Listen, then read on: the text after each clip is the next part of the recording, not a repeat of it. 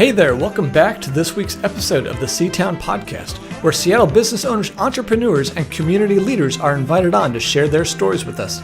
I'm your host, Christian Harris. This week's episode of the C-Town Podcast is brought to you by C-Town Real Estate.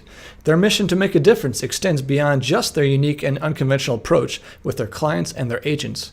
They partner with the community to give back a percentage of the proceeds from each home sale to a local nonprofit of their client's choice. Visit ctown.com, sea-town.com, and experience the difference with C-Town Real Estate today. Thank you for joining us for another episode of the C-Town Podcast. Today I sit down with Ryan and Molly Schoeb of Schoeb Chiropractic. Thank you for joining us today on a Saturday morning. How you guys doing? Good. Great. Thank you for having us. Excellent. Well, maybe tell our listeners a little bit about Schoeb Chiropractic. You know, you guys are relatively new. You know, how did you get started? Why did you decide to open your own practice? That sort of stuff. You want me to kick it off? Go for it. We wanted Ryan a little closer to home. So he was traveling to Kirkland every day for many, many years and was wasting a lot of time in the car. So we live in West Seattle. Our kids go to school in West Seattle. It's kind of our thing where this is where we're putting our roots down for the kids. So why not have him share what he's able to share here as well? Mm-hmm. Awesome. You guys lived here in West Seattle for a while, it sounds like? 12 years. We started off in Magnolia for a couple of years and then made the switch over to West Seattle. Just a really great community feel. Yeah. Small town community, tons of kids, and at the time, a little more affordable. Sure. What initially got you into chiropractic in the first place? Many injuries, fractures all over the place.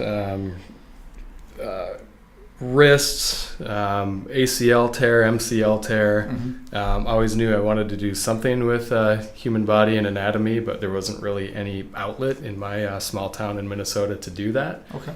I just kind of explored and got injured playing so many sports. It really got me interested in how the body works, and especially how it doesn't work when it starts breaking down. Sure. I had a ton of help from my chiropractor. There was only one at the time in my town, mm-hmm. Wyndham, Minnesota, and he helped me through so many different injuries, kept me playing sports, which is really important because that was the only thing to do in Wyndham, Minnesota at the time. Okay, sure. So it sounds like you're pretty inspired by your positive experience with your chiropractor as you were going through, sports injuries and whatnot. Absolutely. Yep. Yeah, just like that popping sound, the immediate relief, especially being a teenager. It just kept me going. Sure. Now, do you specialize in any specific field of chiropractic or? Yes. So I've got kind of a three-pronged specialty. One is pregnancy and pregnant care. Full-term pregnant patients can lay face down on the two tables I have. Wanted to make sure that was possible. Sure. Most of the time they don't want to get back up again because it's been a number of months since they've been face down. Kids, so sports injuries, repetitive injuries, a lot of pitchers, backpack injuries, that kind of thing as the backpacks get heavier and heavier. Mm-hmm. And then just family care. So parents will bring their kids in, their whole family will get checked and adjusted that day as well. Okay. Now, what would you say kind of sets, how you do your practice apart from maybe other chiropractors in the area?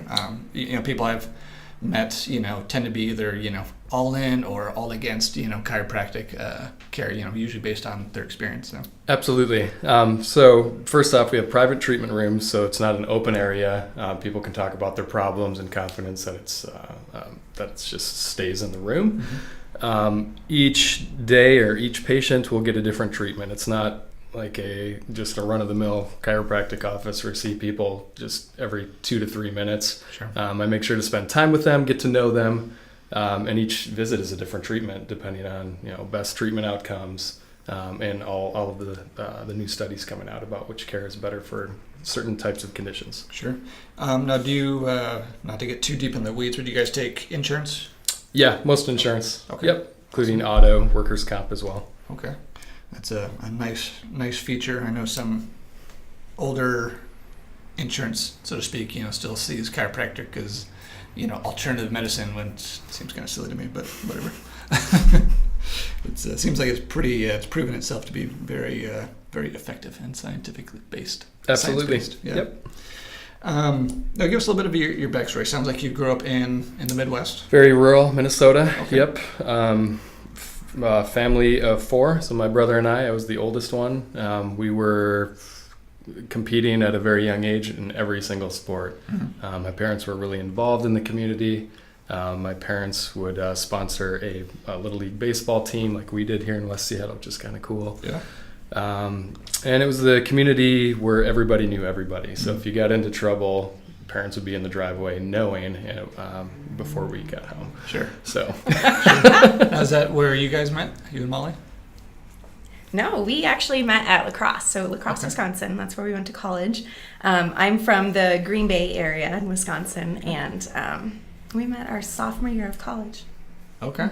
And how long did you guys stay in that area? Did you immediately move out here, or what kind of brought you out to Seattle? Well, Ryan went to Minneapolis. He went to college for chiropractic in Minneapolis after La Crosse, and so I moved to Minneapolis as well.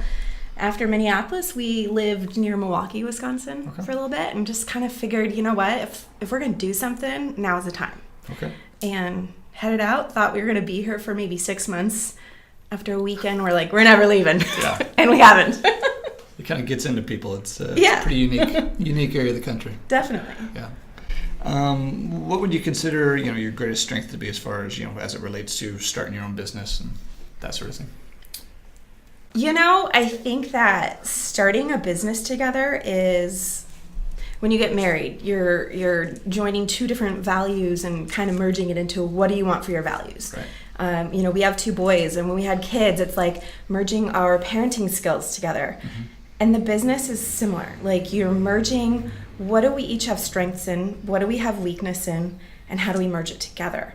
I think the biggest thing for both of us is to recognize each other's strengths and weaknesses, because, sometimes it's not easy to say, oh, I don't know that, or oh, I'm wrong on that. Sure. And I think when we can do that, we're just going to see ourselves moving forward. So we each bring different things to the table. And one of Ryan's strengths is he can relate to people and he can talk to people. And when he was in Kirkland, I never got feedback on him because we never run into people, right, in the community. Sure. But I run into people everywhere here, and it makes me fall in love with him all over again. Yeah. Because they're like, you have no idea how much time he spent with me and how much he educated me, and no one's ever told me this before. And that's really cool to see. He spends time with people, and it's different with everyone that he works with. Sure. It's awesome to be able to get that feedback and, not only having your practice, right here in your community and get to know people. Yeah. When you guys started the practice, was that kind of the plan from the start? You do the chiropractic and she do I assume you do like the more business side of things. Absolutely. Yeah. Molly is a really good financial person, spreadsheet. Yep. Master networker, marketer as well. Really gotten to know that. And I am in the clinic doing the adjusting day-to-day basis, billing, all that sort of stuff. Sure. Yep. It's great to kind of have that built-in team. I mean, I know it takes a unique relationship to be able to do that. Like, my wife would never work with me. She'd kill me. Well, I always say I would never work for him. Sure.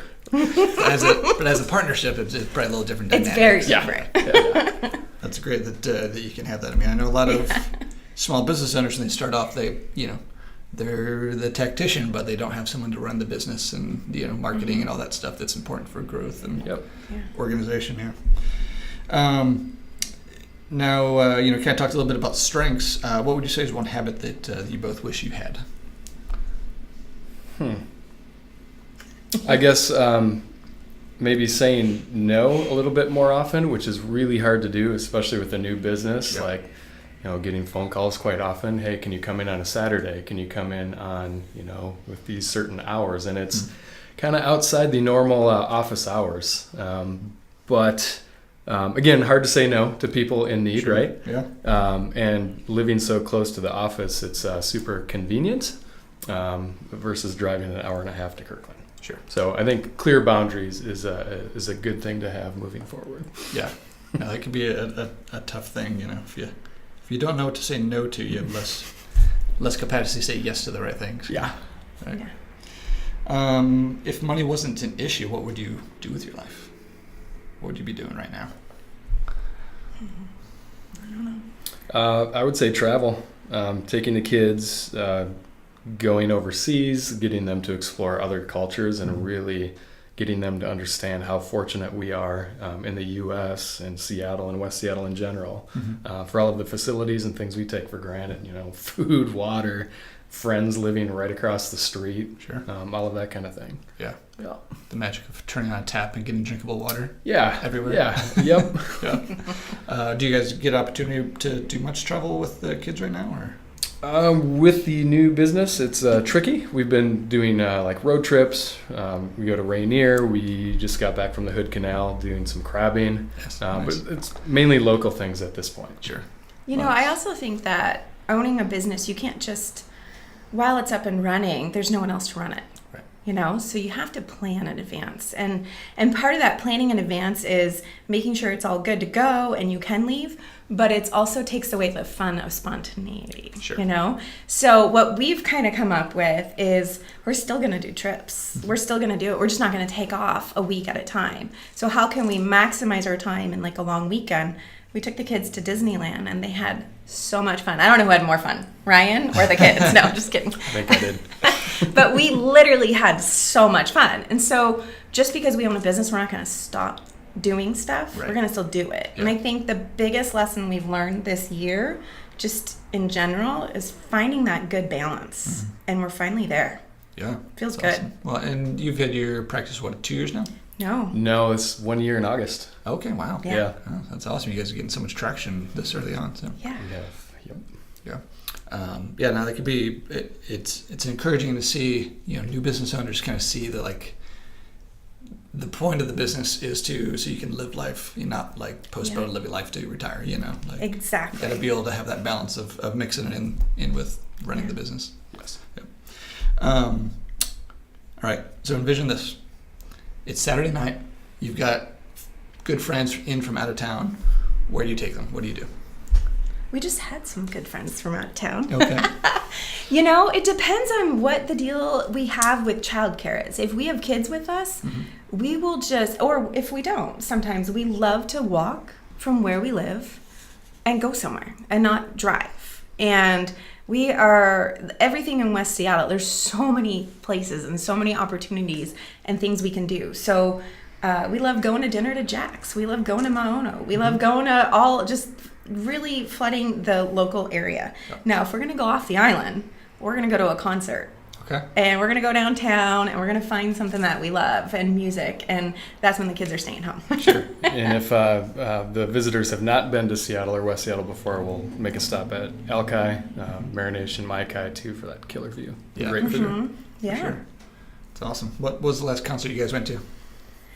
Dr. Dog for my birthday back in June. Yeah. Yeah. G-Love before that. I love G-Love. Okay. Awesome. Kind of getting back into the business stuff a little bit. So if you had to do it over again, what would you do differently? Do this sooner. Okay. I mean, it was frightening, right? We had little kids, had a big mortgage payment, and it was just frightening to take what was known as stable income and go, all right, I might not have a paycheck for 6+ months. How are we going to make this work? Right. I've never done the billing before, so I had to learn that kind of off the cuff as well. But yeah, knowing what we do now, I would say Do it much earlier. sooner. Okay. Mm-hmm. Sure. Yeah. What would you say is the most challenging aspect of when you first started? Wearing all the hats. Really frightening checking and patient benefits. I'd never done that before. We had a front desk person in Kirkland who did that. I'd never billed before, but Sure. getting that first check, I think it was from Kaiser. I'm pretty sure I danced at the mailbox. And hopefully they have that on camera because there's cameras on site. Yeah. But it's a fun feeling. But that was definitely the scariest part of it. It was the billing part. Sure, I can imagine. Yeah, that's got to be kind of daunting and Yeah, insurance is tricky. yeah. Not very transparent. Right. All right, so this next section I like to call kind of the lightning round. Just quick questions, quick answers, kind of blow through it here. In the past, what was holding you back from becoming the entrepreneurs you guys are now?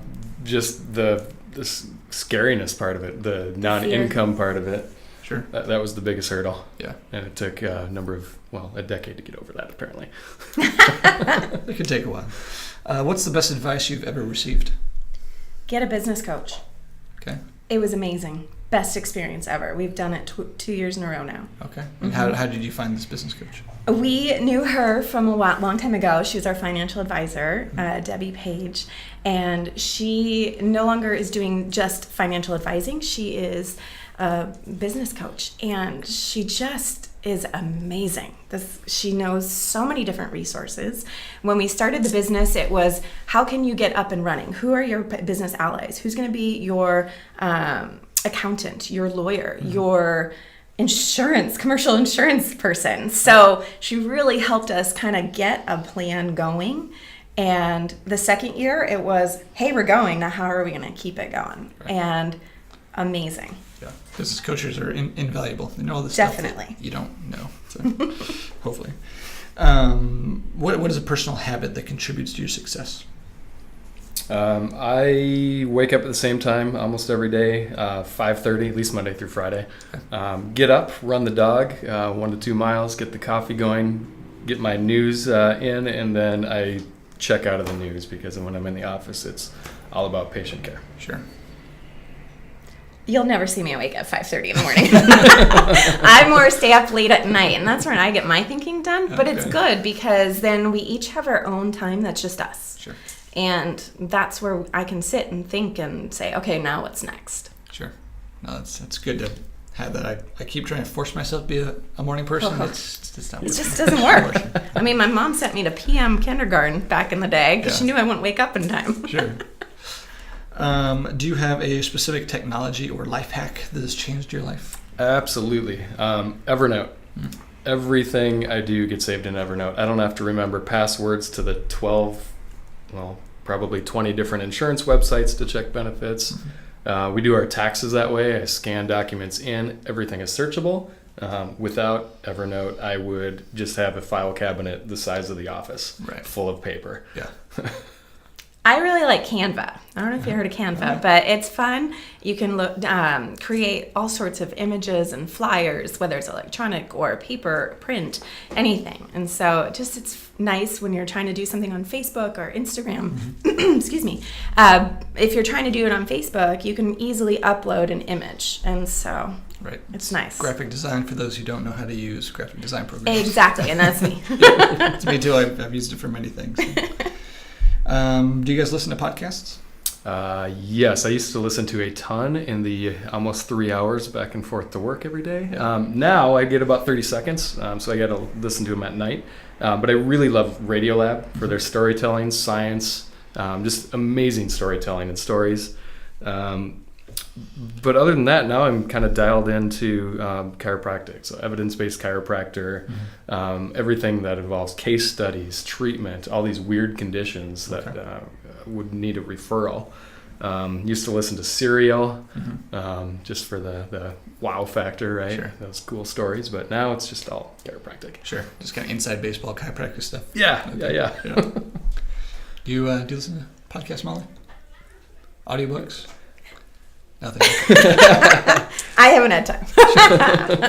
That is totally understandable. I used to have a long commute as well, and now I've got like 24 podcasts I don't have a chance to listen to anymore. So. Yeah. Do you guys have a favorite movie? Oh, we were talking about this the other night. It's not necessarily a favorite movie. I think before kids, I'd have all my favorite movies. I'd play in the background. I'd rewatch them all the time. Now we have no time for that. So it's like one and done. So I think my favorite movie at this point is just enjoying something new, but showing our kids the old school movies that we grew up on, The Sandlot, things like that. And that has been so fun watching it through their eyes. Sure. The Princess Bride. Before we play a movie from our era, the first question my 7-year-old asks is it black and white? Like, really? It's like asking your kids how old you are. You're like 70, right? Yeah. No idea. That's pretty funny. Yeah, we just watched The Sandlot for the first time a couple months ago, and I had never seen it. Somehow I missed it in my childhood. Oh man! But it was good. So they love it. If you could recommend just one book to our listeners, what would it be? All right, so this is my saving grace right now. It's called Profit First, and it is a book that our business coach recommended that we get going with back in January of this year. Profit First is When you are financial planning and you are running a business and you have income coming in and you have outgoing expenses, how do you manage all of it? And so back in the day with the paper envelope system where you take 10% here, 20% here, it is that, but all digital, all online banking. Okay. And the first time I did it, I remember going, oh, I'm so nervous. And then I clicked the button and I did it and I was like, it's amazing. I get so excited about it. So the thing is they say that you're going to take a percentage for each of these accounts and just load them into the account, that percentage of whatever comes in between a certain time frame in the month. You do it twice a month, and I cannot tell you enough how much that has turned the business around. And the cool part about it is just taking like 1 or 2 seconds every day in the morning to look at where you're at, because it has the tax account, paycheck account, operating expenses, all individual accounts. So you don't look at this big lump sum of money. You know exactly where you are and you're done. I like that. You never have to worry about how are we going to pay for taxes, right? As a business owner. It's amazing. Okay, to talk to you about that. Yeah. Yes, definitely. So as we're kind of wrapping up the interview, do you have any words of wisdom to share with our listeners? Yeah, I mean, if you're looking at doing something and want to stay local instead of commuting, don't waste your time. Do it sooner than later. Get a business coach. Get dialed into the community you live in if that's what you're inclined to do, and go for it. The community will support you. We have so many amazing business owners here that are succeeding. Yeah. I think my words of wisdom is get to know the other business owners. More than likely, one of them has gone through something you might be going through at that moment. And who doesn't like that moment when you're like, oh, I'm not alone. Okay.